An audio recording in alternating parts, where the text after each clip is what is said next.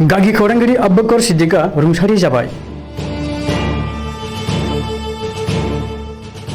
Gossaigaon press क्लाबआ दिनै रुंसारि अब्बकर सिद्दिकखौ गोसोखांनानै दाहा खालामदों।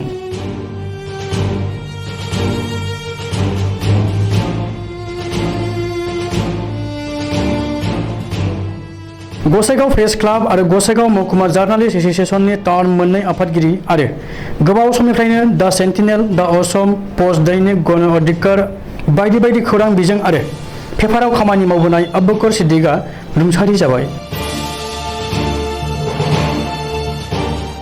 गोबाव समनिफ्रायनो बिथाङा बिगुरनि बेरामजों नारसिनजानानै चेन्नाइ देहा फाहामसालियाव फाहामथाय लागासिनो दङमोन, नाथाय हरखाबै मैया हराव बिथाङा रुंसारि जानानै गासै खौरांगिरिफोरनि गेजेराव दाहा गालांबाय।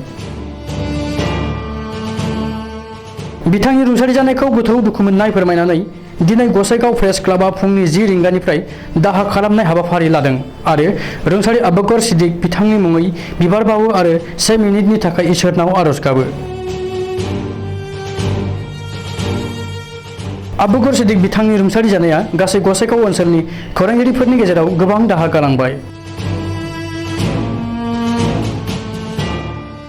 गसाइगावनि गासै खौरांगिरिफोरा बिथांनि जिउमानि थाखाय इसोरनाव आरज गाबदों आरो दाहा फोरमायदों।